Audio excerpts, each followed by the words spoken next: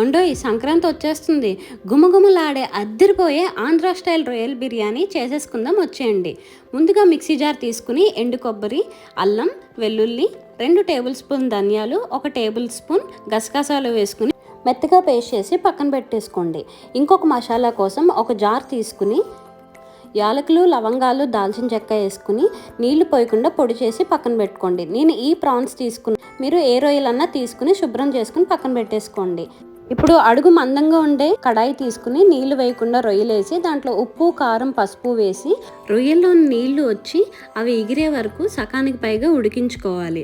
So ఇలా చేస్తేనే మనకి రొయ్యలు అనేవి చాలా టేస్ట్ ఉంటుంది, ఉప్పు, కారం అవన్నీ పెట్టి. ఇప్పుడు గిన్నెలో పక్కన పెట్టేసుకుని అదే కడాయిలో నెక్స్ట్ ఆయిల్ వేసుకోవాలి. ఆయిల్ కొంచెం హీట్ అయిన తర్వాత బిర్యానీ మసాలాలు అన్నీ వేసి కొంతసేపు మీడియం ఫ్లేమ్ మీద దాన్ని వేయించాలి.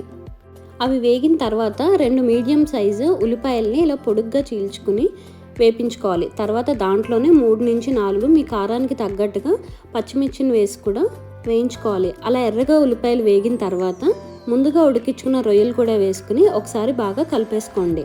ఇవి 2 నిమిషాలు వేగిన తర్వాత ముందుగా మిక్సీ పట్టుకున్న పేస్ట్ కూడా వేసేసుకోండి. గుర్తుపెట్టుకోండి, ఏ మసాలాలన్నా మనం సిమ్లో పెట్టి వేయిస్తేనే దాంట్లో ఉండే పచ్చివాసన మనకి కరెక్ట్గా పోతుంది.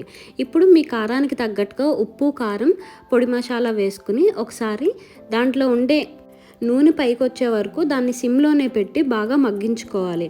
ఎప్పుడైతే నూనె పైకి వస్తుందో మనకి మసాలాలన్నీ కరెక్ట్గా వేగినట్టు. సో ఇది ఇలా అయ్యే లోపల బియ్యానికి సరిపడా నీళ్లు తీసుకుని ఒక గిన్నెలో మరిగించుకోండి. ఇప్పుడు మనకి నూనె పైకి వచ్చి మసాలాలన్నీ బాగా వేగాయి. ముందుగా నానబెట్టుకున్న బియ్యాన్ని ఇప్పుడు ఈ మసాలాల్లో వేసి ఒక 2 నిమిషాలు బియ్యంలో ఉండే నీళ్ళంతా ఎగిరే వరకు దీన్ని ఫ్రై చేసుకోవాలి. సో ఇలా నీళ్ళన్నీ ఎగిరే వరకు ఉంటే మనకి బియ్యానికి ఉప్పు, కారం అన్నీ బాగా పడతాయి. కొంచెం కరివేపాకు వేసుకుని ఒకసారి మళ్ళీ కలిపేసుకున్న తర్వాత ముందుగా మరిగించుకున్న వేడి నీళ్ళు కూడా వేసి ఒకసారి అంతా కలిసేలాగా కలుపుకుని మూత పెట్టి మీడియం ఫ్లేమ్ మీద 15 నిమిషాల పాటు ఉడికించుకోవాలి.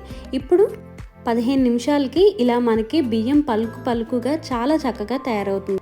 దీని మీద ముందుగా పొడి చేసుకున్న మసాలాను కూడా వేసి కొత్తిమీర వేసి అలా ఒక 5 నిమిషాలు పక్కన పెట్టేసుకుని తీసుకుని వడ్డించుకోవడమే. చూశారు కదా ఎంత చక్కగా మన గోదావరి స్టైల్లో ఉండే రొయ్యల బిర్యానీ తయారైపోయింది. మరి ఇంకెందుకు ఆలస్యం, ఈ పండగకి మీకు ఇష్టమైన వాళ్ళ కోసం చేసి పెట్టండి. ప్రేమతో పాటు పండగ ఉత్సాహం కూడా రెట్టింపు అవ్వాల్సిందే. అంత బాగుంటుంది ఈ బిర్యానీ, చాలా సింపుల్గా అయిపోతుంది. మరి ఈ వీడియో నచ్చిందా? నచ్చితే like, share, comment and subscribe.